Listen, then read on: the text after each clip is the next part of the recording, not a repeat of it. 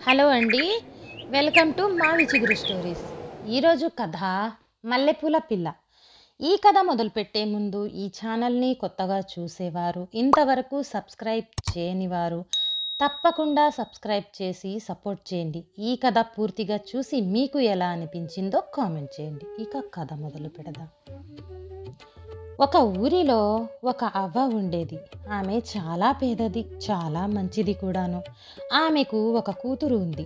ఆ ఇంట్లో ఈ ఇంట్లో పని చేస్తా తాను తిన్నా తినకపోయినా ఆ కూతురికి మాత్రం పెడుతూ బాగా ప్రేమగా చూసుకునేది అవ్వ. కొన్నాళ్లకు ఆ పాప పెరిగి పెద్దదయ్యింది. ఆమెది ఇలాంటి అందం కాదు, చూడముచ్చటగా ఉండేది. మెరుపు తీగలాగా ఉంటుంది, చక్కనైన ముఖం. తల్లి తన కోసం కష్టపడతా ఉంటే చూడలేక ఆ పాప కూడా రోజు అడవికి పోయి కట్టె పుల్లల్ని ఏరుకొచ్చి ఊర్లో అమ్మి ఆ అమ్ముకు వచ్చిన డబ్బులు తెచ్చేది. ఒకరోజు ఆ పాప అడవిలో వెళ్తా ఉంటే దారిలో ఒక చోట ఒక ముసలి ముని మంచి ఎండలో కింద పడి మూలుగుతా కనిపించాడు. చుట్టుపక్కల ఎవ్వరూ లేరు. అయ్యో పాపమని ఆ పాప పరిగెత్తుకుంటూ వెళ్ళి చేయి పట్టుకుని చూస్తే జ్వరంతో ఒళ్ళు సలసలసలా కాగిపోతూ ఉంది. ఆ పిల్ల చాలా మంచిది కదా. అయ్యో పాపమని మునిని ఎత్తుకుని వెళ్ళి ఒక చెట్టు కింద చల్లని నీడలో కూర్చోబెట్టి దగ్గరలోని చెరువు నుంచి నీళ్లు తీసుకొచ్చి వాళ్ళంతా తడి బట్టతో తుడిచి పరిగెత్తుకుంటా ఊర్లోకి వెళ్ళి వైద్యుణ్ణి అడిగి మందులు తెచ్చి వేసింది. పొద్దున్నుంచి రాత్రి వరకు తిండి కూడా తినకుండా పక్కనే కూర్చొని సేవలు చేసింది. దాంతో ఆ ముని నెమ్మదిగా కోలుకున్నాడు. ఆ పాప చేసిన సహాయానికి ఆ ముని ఆనందపడి, చూడమ్మా, నేనెవరో తెలియకపోయినా నా కోసం నువ్వు చాలా కష్టపడినావు, పొద్దున్నుంచి తిండి కూడా తినకుండా కన్న తల్లిలాగా చూసుకున్నావు అంటూ తన దగ్గరున్న 2 కుండలిస్తూ, ఇదిగోమ్మా, ఈ ఎర్ర కుండలోని నీళ్లు నీ మీద చల్లితే నువ్వు పూల చెట్టులాగా మారిపోతావు. మళ్ళా ఈ నల్ల కుండలోని నీరు చల్లితే మామూలు మనిషిలాగా మారిపోతావు. తీసుకో తల్లి. కానీ ఆ పూల చెట్టుకు పూసేటివి మామూలు పూలు కాదు. ఎక్కడా అలాంటి పూలు లేవు. అంత మంచి వాసన ఏ పూలకు ఉండదు.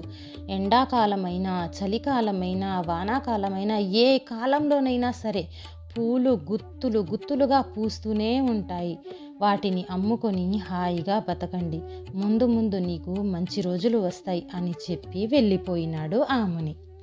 ఆ పాప ఆనందంగా పరిగెత్తుకుంటూ వాళ్ళమ్మ దగ్గరికి వచ్చి విషయమంతా చెప్పింది. అలా వాళ్ళమ్మ ఎర్రకుండలోని నీళ్లు చల్లింది.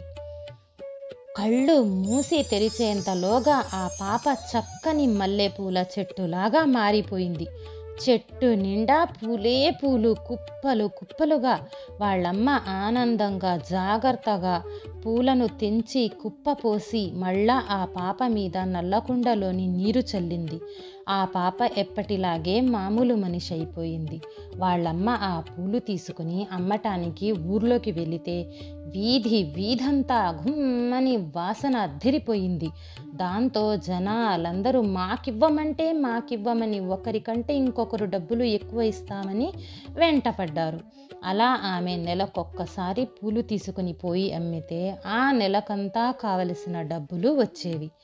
ఆ పూల గురించి, దాని వాసన గురించి నెమ్మదిగా ఆ ఊరి యువరాజుకు తెలిసింది. దాని వాసన చూసి ఆశ్చర్యపోయినాడు. ఇంతవరకు ఎప్పుడు ఎక్కడ ఇలాంటి పూల గురించి విననే లేదు, చూడనే లేదు. ఇవి ఆ అవ్వకి ఎలా వచ్చాయి అని ఒకరోజు ఆ యువరాజు మారువేషం వేసుకుని చెట్టును చూద్దామని వాళ్ళింటికి వెళ్ళిపోయాడు. పోయి చూస్తే అక్కడ ఒక్క చెట్టు కూడా కనిపించనే లేదు. మరి పూలెట్లా వస్తున్నాయి అని కనుక్కోవాలని ఆ రోజు రాత్రంతా పగలనక ఆ ఇంటి దగ్గరలోనే ఎవ్వరికీ కనబడకుండా కాపలా కాసినాడు. ఆ అవ్వకి ఇదంతా తెలీదు కదా పాపం. ఎప్పటిలాగానే ఒకరోజు ఆ పాపను కూర్చోపెట్టి నీళ్లు చల్లింది. ఆ పాప చక్కని మల్లె చెట్టు అయిపోయింది.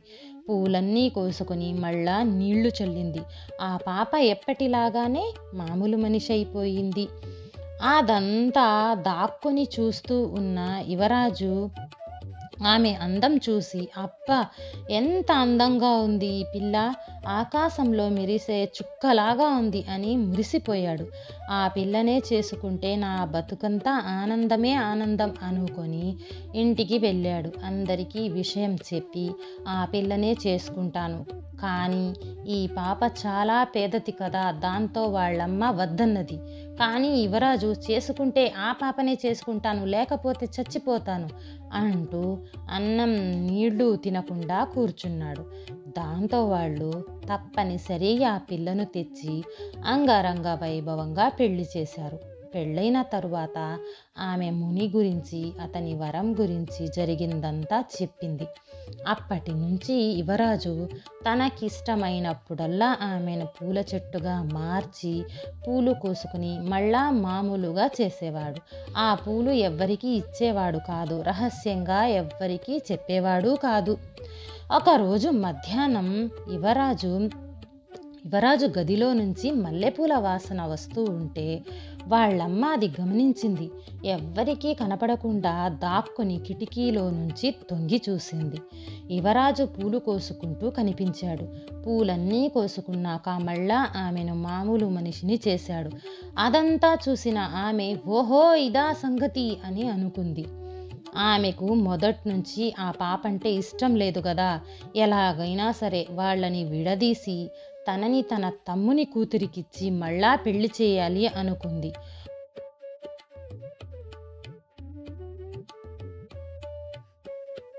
ఒకరోజు ఆ యువరాజు ఇంట్లో లేనప్పుడు ఎవ్వరి కంటా పడకుండా లోపలికి వెళ్ళి ఆమె పడుకొని ఉంటే వెనక నుంచి ఎర్రకుండలోని నీళ్లు చల్లింది. ఆ పాప ఎట్లా ఉన్నదో అలా పూల చెట్టులాగా మారిపోయింది. వెంటనే ఆమె చెట్టు కొమ్మలన్నీ విరిచిపడేసింది. అవన్నీ ఒక మూట కట్టింది. సైనికుణ్ణి పిలిచి ఎవ్వరికీ కనబడకుండా దూరంగా అడవిలో పడేసి రమ్మని పంపించింది. ఆ 2 కుండల్ని తీసుకుని వెళ్ళి పగలగొట్టి నీళ్ళన్నీ పారబోసి ఏమీ ఎరుగని దానిలాగా ఉండిపోయింది. యువరాజు ఇంటికొచ్చి చూస్తే భార్య కనిపించట్లేదు. ఎక్కడికి వెళ్ళిందబ్బా అని ఇల్లంతా ఆ మూల ఈ మూల అన్ని మూలలా వెతికాడు, కానీ ఎక్కడా కనిపించనే లేదు. చుట్టుపక్కల ఊర్లన్నిటిలో చూసి రమ్మని సైనికులని పంపించాడు. ఎవ్వరిని అడిగినా మాకు తెలీదంటే మాకు తెలీదన్నారులే, కానీ ఎవ్వరూ ఏమీ చెప్పలేకపోయారు. దాంతో భార్యను తలుచుకుంటూ బాధపడుతూ ఉండసాగాడు. అదలా ఉండగా ఒకరోజు రాజ్యంలోని జనాలంతా గుంపులుగా వచ్చి, రాజా, అడవిలో జంతువులు ఎక్కువయ్యాయి, అవన్నీ ఊర్ల మీద పడి మమ్మల్ని చంపుకు తింటున్నాయి, నీవే ఎలాగైనా కాపాడాలి అని అన్నారు. రాజంటే వాళ్ళని కాపాడటానికే కదా. దాంతో యువరాజుని పిలిచి అడవికి పోయి జంతువులను చెప్పి రమ్మన్నాడు.